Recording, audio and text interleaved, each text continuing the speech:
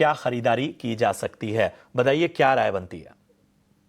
देखिए अदानी पावर मुझे स्टेबल लग रहा है कंसिडरिंग कि जो पहला अटेम्प्ट था रिकवरी का पोस्ट मेजर एवरेजेस को रिक्लेम करने के बाद अ, वहाँ पे थोड़ा-सा प्रॉफिट टेकिंग ज़रूर आया बट डिक्लाइन के केस में इसने लॉन्ग टर्म एवरेजेस को ब्रेक नहीं किया और उन्हीं के ऊपर सस्टेन कर रहा है, उसी के ऊपर एक बेस फॉर्म करने की कोशिश कर रहा है। तो यहाँ पे मुझे लगता है कि एक अच्छा एक्यूमुलेशन टाइप का इंडिकेशन है और वो नेगेट होगा जबकि ये 535 के नीचे क्लोज़ होगा। तो आपका रिस्क टू रिवॉर्ड फेवरेबल है। मीन्स यहाँ पे आपको ₹15 ₹20 करीब जाने के लिए है, ऊपर पे करीब 620 तो ऑलमोस्ट 1:3 का रेशियो है। तो डेफिनिटली आप कंसीडर कर सकते हैं 535 के स्टॉप लॉस के साथ। ठीक है। अगला सवाल रोशन छेत्री का है, सिक्किम से इन्होंने अपना सवाल हम तक पहुंचाया है और एस्ट्रल इन्होंने बाई किया हुआ है 1669 1669 की इनकी बाइंग है। नुकसान यहां पर झेल रहे हैं, लॉन्ग टर्म का नजरिया है, बताइए क्या करना चाहिए? देखिए काफ़ी बड़ी गिरावट झेलने के बाद अब एस्ट्रल में एक शॉर्ट टर्म रिवर्सल देखने को मिल रहा है। प्राइस, वॉल्यूम दोनों ही बहुत कंड्यूसिव हैं। I will not be surprised कि ये एक बार को नियर टर्म में करीब 570, 580 जहाँ पे कि लॉन्ग टर्म एवरेजेस प्लेस्ड है, वो एरिया पहले टेस्ट करेगा, उसके बाद इसमें थोड़ा-सा पॉज़ कंसोलिडेशन हो सकता है। 1600 ऊपर तक की बाइंग है, अगर आपने बहुत लंबे समय के लिए अगर रख रखा है, मेरे हिसाब से वहाँ पे आपको अब 1400 पे एक स्टॉप लॉस ले आना चाहिए जब भी आप 1580 के पास आ जाएँगे। कि उसके नीचे जाना फिर दोबारा से ट्रेंड रिवर्सल जो नेगेट होने के चांसेस हो जाएँगे। और 1600 के ऊपर तो डेफिनिटली स्टेबिलिटी आ जाएगी, फिर 1850, 1900 कुछ भी लेवल्स आपको आने वाले टाइम पे देखने को मिल सकते हैं। तो बने रहने की राय होगी 1400 के क्लोजिंग स्टॉप लॉस के साथ। ठीक है।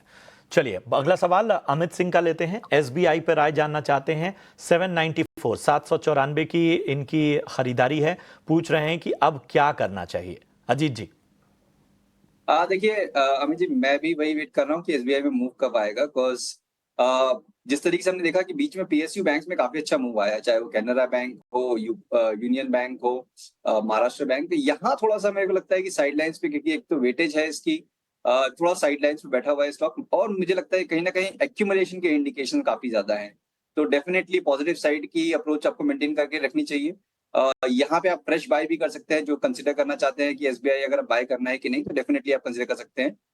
770 ये आपका एक स्टॉप लॉस रहेगा। जब तक कि इसके ऊपर होल्ड हो रहे हैं, तब तक पॉजिटिव टोन बना रहेगा।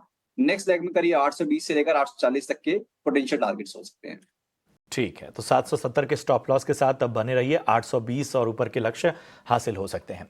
सुनीता पाटिल का सवाल लेते हैं, कोचीन शिपयार्ड पे ये राय जानना चाहती हैं और 1750 इनकी खरीदारी का अभाव है। ये भी जानना चाहती हैं कि यहाँ से अब क्या करना चाहिए। अजीत जी, डिफेंस शेयरों में एक दम दिखा, फैक्टर्स हम सभी को पते हैं। यहाँ भी इनको मुनाफा हो रहा है, 1700 के ऊपर की इनकी बाइंग है, बताइए।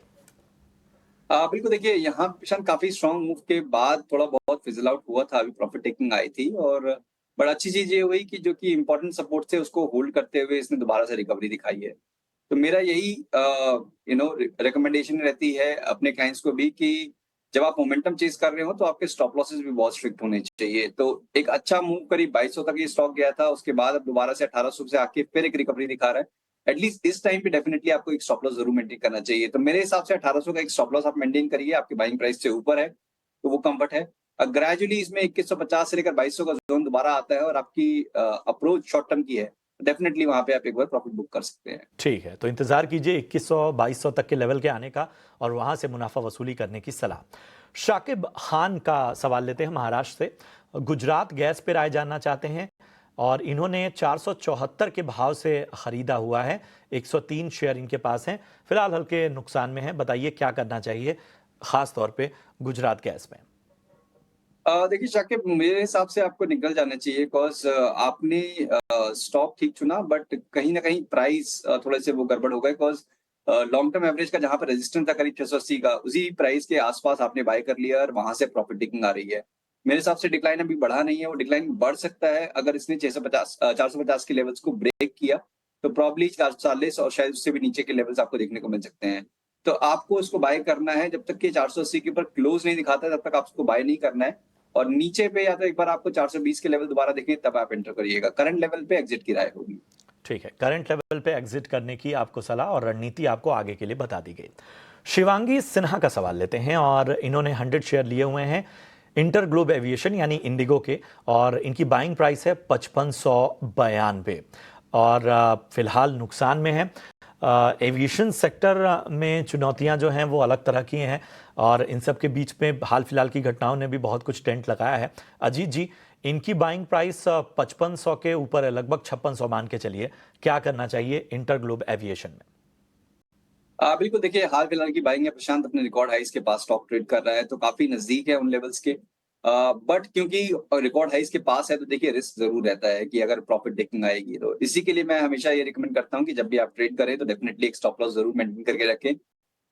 अभी के लिए मुझे लगता है कि जो गैप वाला एरिया है करीब 5100 से लेकर 5200 की रेंज, वो मेजर सपोर्ट है। तो अगर आप कंफर्टेबल हैं उतने नीचे के डीपर स्टॉप लॉसेस के, तभी आप इसको कंसीडर करिए होल्ड करने के लिए। अदरवाइज एक बार यहाँ पे एग्जिट करिए।